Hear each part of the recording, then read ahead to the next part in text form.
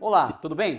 Chegamos ao nosso tema de cálculo e gestão de necessidades de recursos MRP. Cálculos práticos de como isso funciona para tirarmos todas as eventuais dúvidas sobre o assunto. Vamos lá! O que você entende por necessidade de recursos? Bem, se estivermos falando de uma fábrica de lapiseiras, por exemplo, necessidade de recursos são todos os recursos utilizados pela empresa para transformar matérias-primas, como plástico, mola, grafite, em produtos finais. Utilizando uma linguagem mais técnica, as necessidades de recursos são os inputs, ou seja, as entradas. O que seriam essas entradas? Entradas são todas as informações que vêm dos clientes, junto de uma ficha técnica do produto, onde eu vou definir quais matérias-primas usarem em qual momento, que passam por processos para serem transformados nos outputs. Outputs, o que seria? Outputs é igual a saídas. Quais são as saídas? Propriamente o produto acabado que estará pronto na linha final da produção. O cálculo das necessidades de recursos ocorre depois ou durante o nível de planejamento de produção, conhecido como programação de produção, que é um planejamento a curto prazo.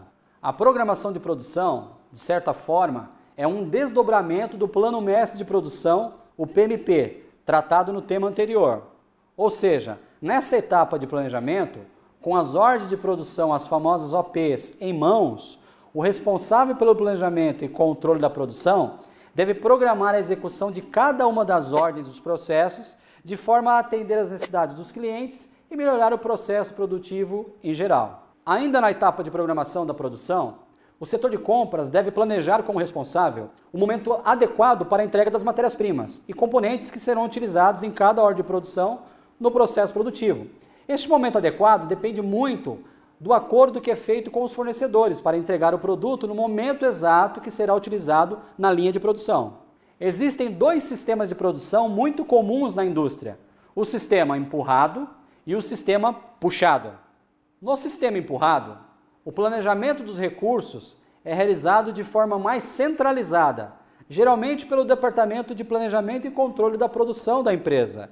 Esses recursos vão sendo, como o nome já diz, empurrados em lotes de produção ao longo de cada processo, até se chegar ao produto final. Já o sistema puxado mantém baixos os níveis de estoque em cada operação, sendo esses estoques repostos a partir de uma quantidade mínima, ou seja, ela se torna descentralizada por não depender mais exclusivamente do Departamento de Controle da Produção, o PCP.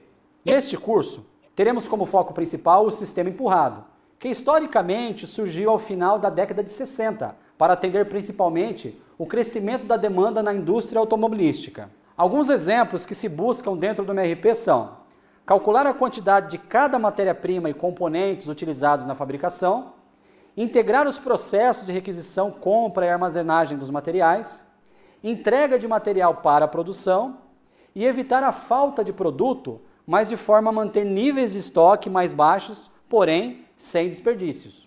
Bom, vamos ver isso na prática. Temos uma lapiseira como exemplo. Quais são as matérias-primas, componentes e quantidades utilizadas para a sua fabricação? É fundamental termos precisão neste momento.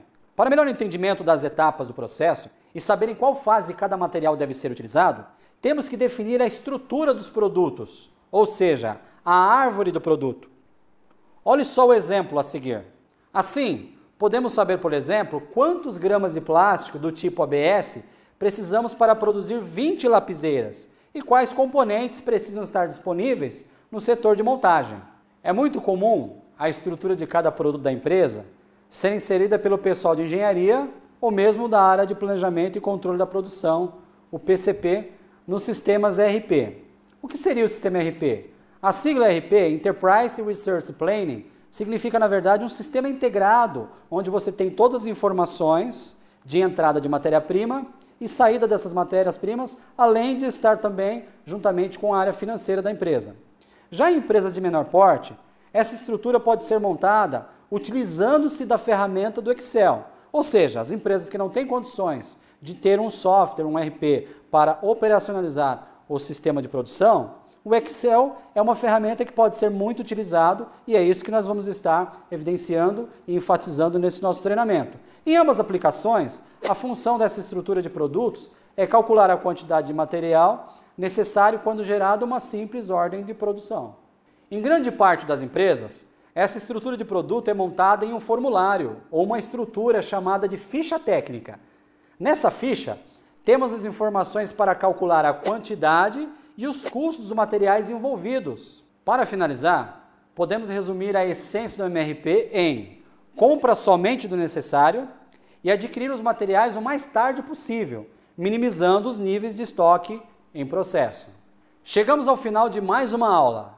Não se esqueça, acesse a plataforma de ensino, realize todas as atividades avaliativas e responda ao fórum.